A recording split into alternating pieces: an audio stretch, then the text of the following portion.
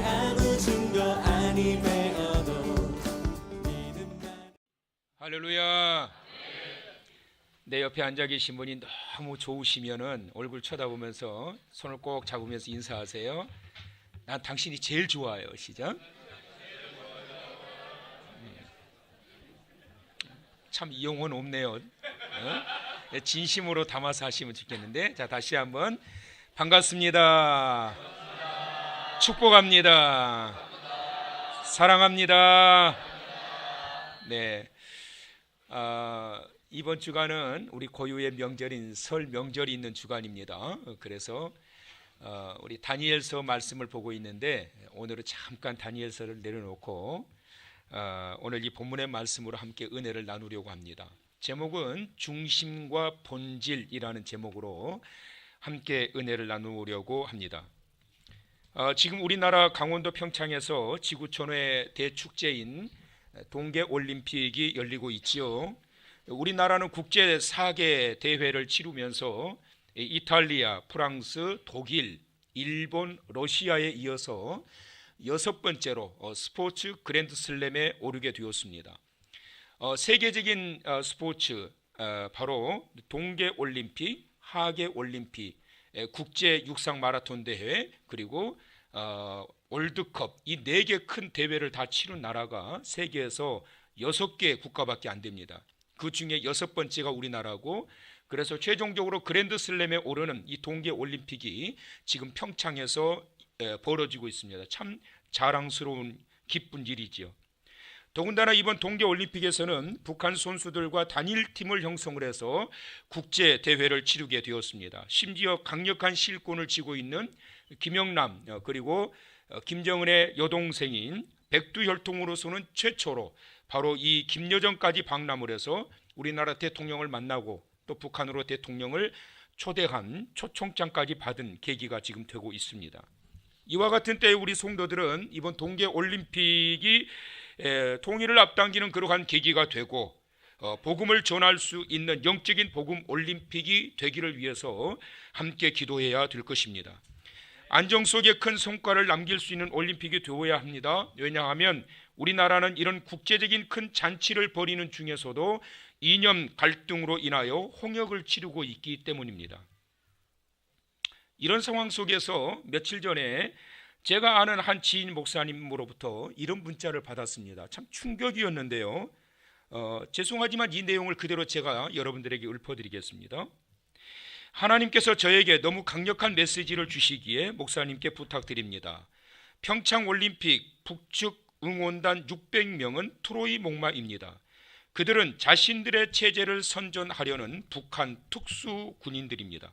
만약 이들이 미국 펜스 부통령과 아베 수상과 각국 정상과 선수들을 인질로 잡아서 망경봉호로 납치한다면 트럼프 대통령이 북폭을 할 수 있겠습니까? 혹시나 했는데 육로로 온다던 연주단이 망경봉호로 온다기에 바로 인질극이 벌어질 것이라는 확신이 왔어요. 아이스하키 단일 종목 응원을 위해서 그렇게 많은 인력이 동원된다는 것이 이해가 가십니까? 납치해서 북핵 시간 벌고 미국과 평화협정 후 미군 철수하고 인질 몸값 수십조 받아 챙기게 될 것입니다. TV를 보다가 그건 목사님의 말씀을 듣고부터 더욱 강렬한 충동으로 몇 번 망설이다가 이것이 나라를 구하는 길이라고 생각되어 망설일 수 없다는 충동에 목사님께 부탁드립니다. 주사파가 이런 절호의 기회를 놓칠 수 있겠습니까? 이런 절호의 기회를 체제 선전이나 하고 돌아갈 것 같습니까?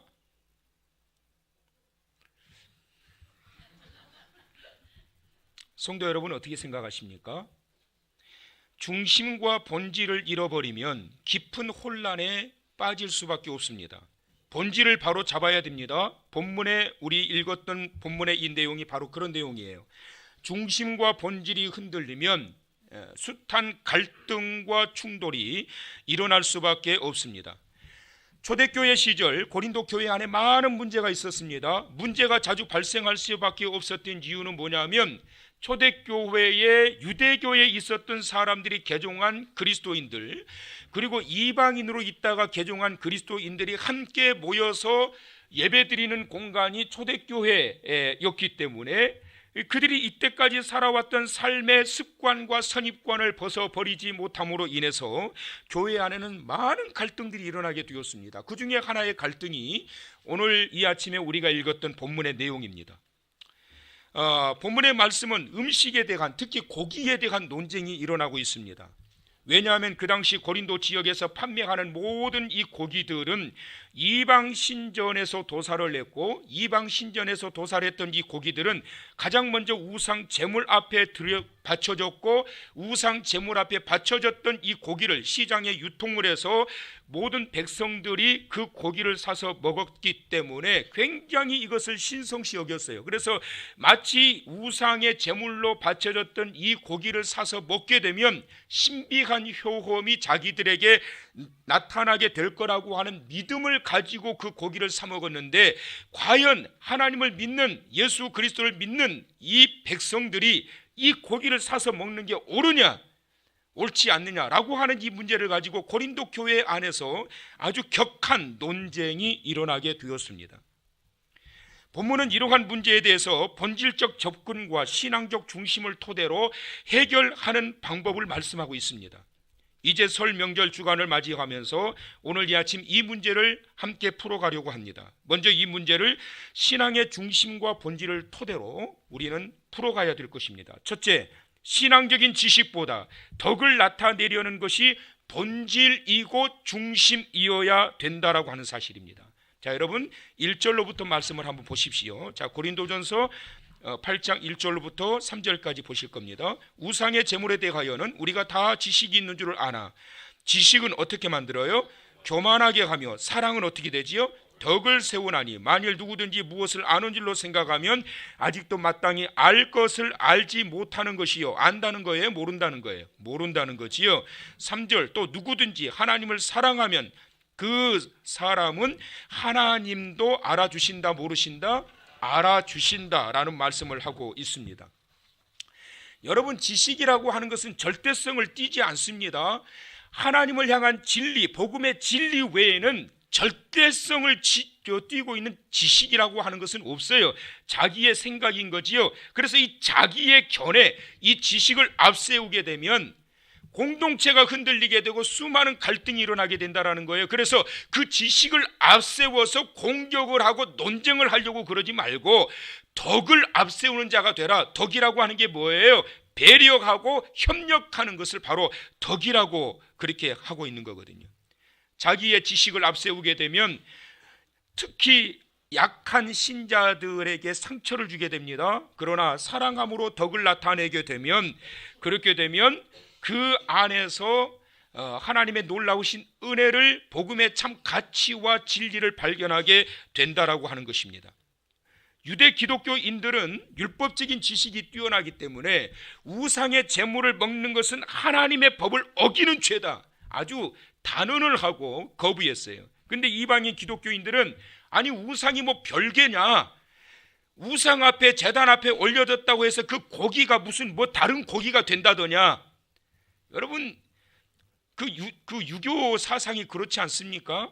제사를 지낸 음식을, 제사를 지내고 끝난 다음에 먹게 되면 마치 그 제사 음식을 먹음으로 인해서 우리에게, 먹은 사람들에게 복이 임한다라고 그 믿음을 가지고 있는 종교가 유교 종교 아니겠어요? 그래서 제사 음식을 굉장히 성스럽게 여겼던 것 아니겠습니까? 그런데 바로 그 유대인들은 바로 그와 같은 그 음식을 어떻게 우리가 먹을 수 있겠느냐, 그러다가 우리에게 화가 일어나면 어떻게 되겠느냐라고 하는 거였어요. 그런데 오히려 이방인이었다가 그리스도인이 된 사람은 아니 그게 그 고기가 그 고기지, 무슨 그 고기가 무슨 효험이 있냐, 만약에 그렇게 한다면 우상을 인정하는 꼴밖에 되지 않느냐, 더러운 우상, 더러운 귀신 집단, 우리는 개의치 말아야 된다. 우리는 예수 그리스도 안에서 자유함을 입었고 예수 그리스도 안에서 모든 것이 능하게 되었기 때문에 개의치 맙시다. 그게 바로 이방인으로 있다가 그리스도인이 된 사람들이 주장했던 내용입니다. 그래서 이 본문은 이런 문제에 대해서 바울은 그런 말을 합니다. 교리도 중요하다, 신앙적 견해도 중요하다. 그러나 가장 중요한 것은 그것 때문에 어린 교인들에게 상처를 주는 것은 안 된다. 교리 중요하지요. 신앙적인 경험과 견해와 지식 중요하지요. 그런데 그것이 성도들을 상처를 받게 하고 성도들을 공격하는 도구가 되어서는 안 된다. 그래서 로마서 14장 3절에 이런 말씀하셨어요. 자, 크게 한번 읽어보세요. 시작. 먹는 자는 먹지 않는 자를 업신여기지 말고 먹지 않는 자는 먹는 자를 비판하지 말라. 이는 하나님이 그를 받으셨음이라. 하나님이 괜찮다는데 네가 왜 그렇게 공격을 하냐? 하나님이 괜찮다는데 네가 왜 잘못했다고 하느냐? 먹느냐 안 먹느냐 이게 중요한 것이 아니라 라고 하는 이 본질적 요소부터 접근을 해야 된다라고 하는 그러한 사실을 말씀하고 있는 겁니다. 그래서 이 원론적 사실을 강조하면서 먹느냐 안 먹느냐 그걸 논쟁하기 이전에 왜 먹어야 되느냐, 왜 먹으면 안 되느냐 라고 하는 그러한 부분으로부터 먼저 접근하라고 하는 교훈을 주고 있는 거예요. 자, 그래서 1절 하반절에 지식은 어떻게 한다고요? 교만하게 하고, 사랑은 어떻게 한다고요? 덕을 세운다. 지식으로 접근하지 말고 네가 가지고 있는 너의 지식을 절대화하여 접근하지 말고 사랑으로 덕을 세우는 자가 되라. 교리도 중요하지만 더 중요한 것은 따라서 합시다. 사람이다. 사람을 위하여 교리가 만들어졌고 사람을 세우고 사람을 살리기 위하여 모든 지식들이 전달되어지는 거지 그 지식 때문에 사람을 죽이는 도구가 돼서는 안 된다. 동의하시면 아멘. 두 번째로 지식보다 덕이 더 중요하다면 두 번째는 뭐냐? 본질과 중심을 세우기 위하여 신앙의 양심을 따라 살아가는 자가 되어야 된다는 거예요. 자, 7절의 말씀 보면 이런 말씀을 해요.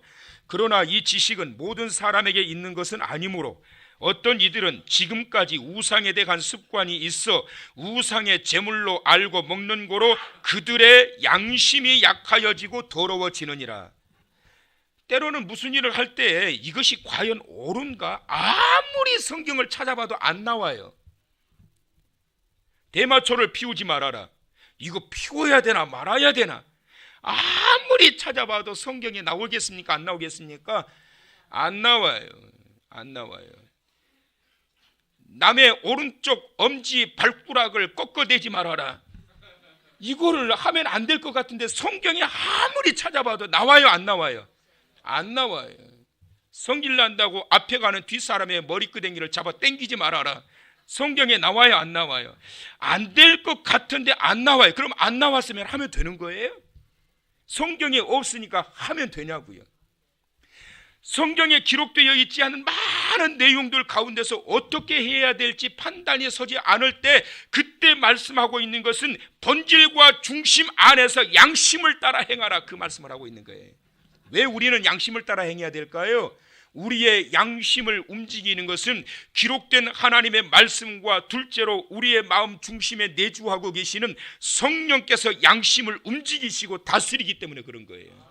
그래서 여러분 양심의 가책이 온다라고 하는 것은 뭐냐면 그것은 성령께서 스톱시키는 거예요. 양심이 찔린다라고 한다면 성령께서 너 못하게 하시는 거예요. 그러면 하면 안 되는 거예요. 성경이 없는데요. 성경이 아무리 봐도 없는데요. 성경이 없어도 양심에서 내게 말씀하시는 그러한 것이 허락하지 않을 때에는 그것은 하지 말라는 거예요. 하나님의 사인이란 말이에요. 여러분 이 사도 바울이 말이에요. 율법의 대학자 아닙니까? 하나님의 말씀을 따라 살았던 율법의 대학자인데 말씀을 따라 살았던 자이기도 하지만 사도 바울은 자기 양심에 허락하지 않으면 안 했단 말이에요. 그래서 나는 범사에 내 양심을 따라 하나님을 섬겼다라고 그는 고백하고 있는 거예요. 사랑하는 성도 여러분, 비양심적인 그리스도인 되지 않기를 바랍니다. 양심적으로 믿는 자 되시길 축원합니다. 양심적으로 사는 자 되시길 축원합니다. 옆에 사람한테 양심적으로 사세요. 시작. 뭔가 좀 그러기는 한데 비양심적이지 마세요. 시작. 알겠습니다. 시작. 여러분 하나님의 자녀가 하나님 앞에 예배는 잘 드리고 기도는 잘하는데 비양심적인 그리스도인이 얼마나 많은지 몰라요. 도덕적인 윤리적인 삶의 모습 안에서 하나님을 믿는다고는 하는데 양심적이지 못해요. 사업하는 사람은 양심적으로 해야 되는 거예요. 직장에서도 양심적으로 일을 해야 되는 거예요. 양심의 가책이 오면 하나님의 음성으로 들으세요. 그리고 끊고 거부하고 거절할 수 있는 그러한 자가 돼야 돼요. 사도 바울이 말해요. 음식 앞에 이와 같이 고민과 갈등이 왔을 때 두 번째 덕을 세우기 위해서 하고 두 번째 양심이 허락하지 않으면 먹지 말아라. 네 양심에 아무런 가책이 안 된다고 하면은 그러면 초월해서 네 믿음대로 먹어라. 그러나 바울은 13절에 이런 말씀합니다. 다 같이 시작. 그러므로 만일 음식이 내 형제를 실족하게 한다면 나는 영원히 고기를 먹지 아니하여 내 형제를 실족하지 않게 하리라. 바울이 양심적으로 내가 이 고기를 먹는 것을 그 누군가가 보고 어떻게 저 사도가 이렇게 더러운 음식을 먹을 수 있겠느냐, 한 사람이라도 실족하는 경우가 있다라면 내가 이것이 말씀이니 말성경적이냐 성경적이 아니냐를 떠나서 내 양심이 허락하지 않기 때문에 그를 살리기 위해서 실족시키지 않기 위해서 먹지 않겠다라고 하는 그러한 단언을 하고 있는 것을 볼 수가 있습니다. 고린도 사람들이 생각했던 것처럼 그 고기를 먹으면 무슨 신령하고 신비한 힘을 얻는 것이 결코 아니에요. 우상에 올리기 전이나 그 후나 그 고기는 달라진 게 없어요. 그 고기가 그 고기고 그 돼지고기가 그 돼지고기고, 돼지고기는 안 먹지만 그 소고기가 그 소고기, 이 소고기에 저 소고기 똑같아요. 이론적으로 생각하면 고기를 먹든 안 먹든 우리의 신앙과는 아무런 상관도 없습니다. 우리에게는 그것을 고기로 먹을 자유도 있습니다. 그러나 그 선택의 자유를 잘 활용해야 된단 말이에요. 잘 사용하면 은혜가 되지만 잘못 사용하게 되면 거치는 것이 된다. 여러분, 하나님께서 주신 은혜를 따라서 세 번째 그래서 해야 될 거 9절에 말씀합니다. 그런즉 너희의 자유가 믿음이 약한 자에게 걸려 넘어지게 하는 것이 되지 않도록 조심해라. 세 번째, 믿음이 약한 자들에게 거치는 것이 되지 않도록 하라는 거예요. 실족시키지 않도록 하라는 거예요. 하나님께서 우리에게 주신 놀라운 축복이 있습니다. 여러분, 하나님께서 사람을 만드시고 난 다음에 주신 놀라운 축복이 있어요. 그게 뭐냐면 선택할 수 있는 자유예요. 드론을 띄워서 요즘 뭐 별거 다 하잖아요. 배달도 하고 뭐 별걸 다 해요. 조종기 하나만 가지고 있으면 드론을 마음대로 움직일 수 있는 거예요. 이번에 평창 올림픽 개막식에 말이에요. 야, 우리나라가 IT 세계 제일 아닙니까? 세계 최고입니다. IT 기술이. 깜짝 놀랐을 거예요. 세계가. 왜냐하면 저도 깜짝 놀랐거든요. 그런데 세계가 깜짝 안 놀라겠어요? 얼마나 놀랐겠어요. 드론을 말이에요. 드론을 가지고 말이에요. 막 그냥 스키 타는 형상을 만들고 수백 대인지 수천 대인지 그걸 공중에 띄워가지고 이 드론이 형상화하는 그러한 그림들을 만들어내는데, 와, 어떻게 그렇게 우리나라 사람들이 머리가 그렇게 좋은가 봐요. 아, 대단하잖아요. 그게 조종기 하나 가지고 전부 다 하는 거거든요. 근데 여러분, 하나님이 우리를 만드신 분 아니에요. 만드신 분이 하나님의 원하시는 대로 우리를 조종 못 하시겠냐고요. 드론 하나 띄우는 건도 그 조종기 하나 가지고 마음대로 만드는데 우리를 처음부터 끝까지 만드신 그 하나님이 우리를 마음대로 못 하시겠냔 말이에요. 우리를 마음대로 못해서 하나님이 가만히 계시겠냔 말이에요. 왜 하나님께서 기다리시느냐? 하나님께서 우리에게 주신 축복 중에 축복, 바로 선택할 수 있는 자유를 주셨기 때문에 그런 거예요. 그런데 여러분, 그 선택할 자유를 주셨는데 그 결과에 대한 책임은 우리에게 있다. 왜 그렇지요? 우리가 선택했기 때문에 그런 거예요. 그렇기 때문에 어떤 선택을 하느냐, 이 선택의 자유를 어떻게 활용하느냐에 따라서 그 사람의 선택의 결과로 많은 사람에게 은혜를 끼치기도 하고 또 어떤 경우에는 많은 사람을 죽이기도 하고 힘들게도 하고 고통스럽게도 하고 그런단 말이에요. 선택의 자유가 주어졌다고 함부로 남발하는 자가 되면 안 되고, 이것이 하나님께서 내게 주신 축복 중에 축복이니까 이 선택의 자유를 은혜롭게 사용할 수 있는 하나님의 자녀가 되시길 축원합니다. 여러분, 우리에게 주신 이 선택의 자유, 어떻게 활용해야 될까? 상대방이 불편하다고 하다면 자신의 선택의 자유를 제한시킬 수 있는 자가 되어야 돼요. 원하시면. 상대방이 싫다는데, 상대방이 불편해하는데, 상대방이 힘들어하는데 내게 주신 내 자유라고 마음껏 그 행동을 감행한다라고 한다면 결국은 어떻게 되겠어요? 그로 인하여 그 영혼이 실족당하게 된다라는 거예요. 너 먹고 싶은 거 좋다. 그러면 먹고 싶으면 조용하게 저 화장실에 들어가서 혼자 먹고 와. 네가 그것을 먹는 것을 본 사람이 실족을 해. 네 자유야 그거는, 먹는 거는. 그러나 먹는 것 때문에 실족하는 사람이 생기면 안 되잖아. 그렇다면 통제할 수 있어야지, 절제할 수 있어야지. 왜? 너를 보고 있는 그 사람이 불편하니까. 둘째로, 하나님 앞에 부끄러운 죄가 된다라고 한다면 그 자유를 절제할 수 있어야 되는 거예요. 원하시면 아멘. 하나님 앞에 이것이 분명히 죄다라는 생각이 들면 양심에 따라 절제할 수 있어야 되는 거예요. 또 세 번째, 덕이 되지 못하고 공동체에 유해가 된다라고 한다면 그것은 선택하는 건 자유이지만 절제할 수 있어야 돼요. 내 자유로운 선택의 결과로 공동체가 자꾸만 괴로워지고 힘들어지고 해롭게 되어진다라고 한다면, 덕이 되지 않는다라고 한다면 절제해야 되는 거예요. 그래서 13절에 다시 한번 말씀드리지만 사도 바울이 뭐라고 그랬다고요? 이것 때문에 한 사람이라도 실족하게 된다라면 나는 평생 고기 안 먹겠다는 거예요. 고기 안 먹어도 돼요. 단백질, 두부 많이 먹어도 돼. 피명옥 권사님한테 신청하면 돼요. 두부. 고기 대신 두부 먹어도 돼. 내가 고기 먹은 걸로 인해서, 아니 저 사도가 우상 앞에 드려진 저 고기를 먹는데, 우와, 나 실족하겠어? 그러면 안 되겠다는 거예요. 자기가 고기 먹는 게 잘못돼서가 아니고 실족시키지 않기 위하여, 만약에 그런 경우가 있다면 난 평생 고기 안 먹겠대. 선택의 자유는 있지만 그러나 그것이 덕이 되지 않고 그러한 것들이 죄가 되고 상대방이 불편하다라고 한다면 그러한 것들을 제어하고 절제하는 자가 되어야 된다는 거예요. 오늘 이 본문의 말씀의 핵심이 뭐겠습니까? 여러분 따라서 하실까요? 나가 아니라 타인이다. 다시 한번, 나가 아니라 타인이다.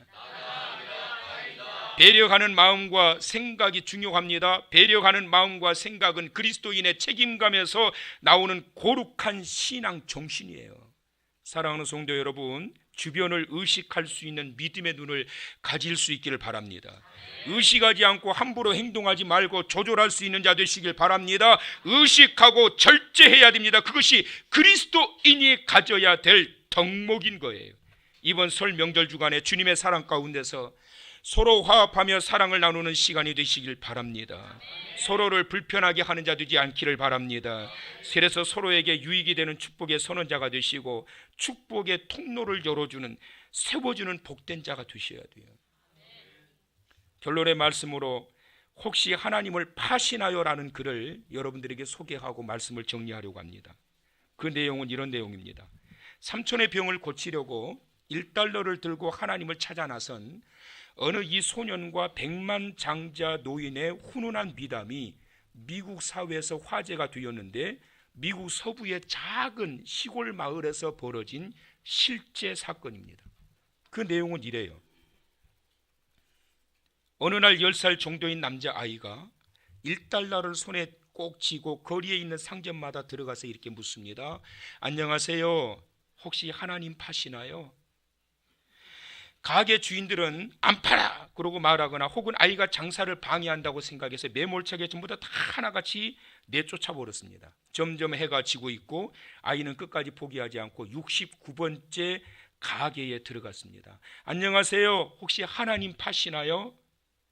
가게 주인은 60이 넘은 머리가 하얀 노인이었는데 그분이 미소를 지으면서 아이에게 물었습니다. 애야, 하나님은 사서 뭐 하라고 그러니? 자신에게 제대로 말을 걸어주지 않았던 그 사람들이 대부분이었는데 처음으로 그 아이에게 말을 걸어주는 이분 앞에 이 아이는 감격해서 눈물을 흘리면서 자기에게 있는 사연을 이 노인에게 털어놓습니다.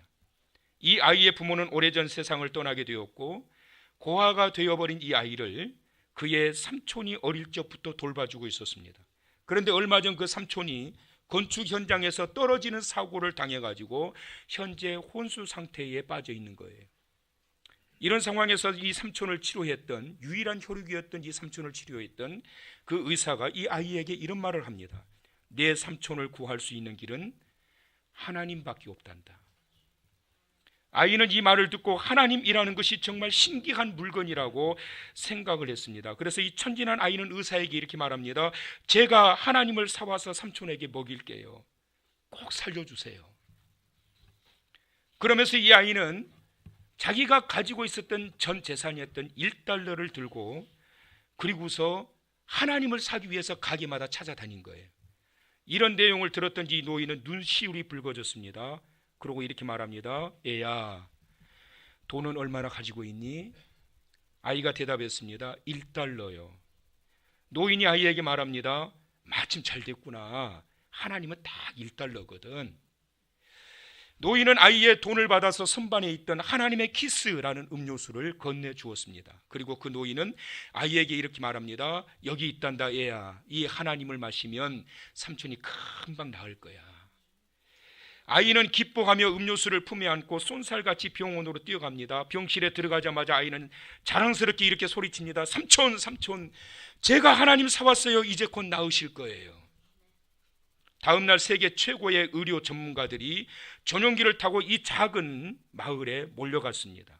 그리고 아이의 삼촌이 있는 병원으로 달려가 삼촌의 상태를 진찰합니다. 아이의 삼촌은 정말로 그분들의 치료를 통하여 이제 낫게 되었습니다.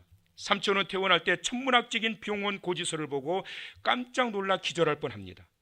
하지만 병원 측은 어떤 억만장자 노인이 이미 비용을 전부 지불했다고 말합니다.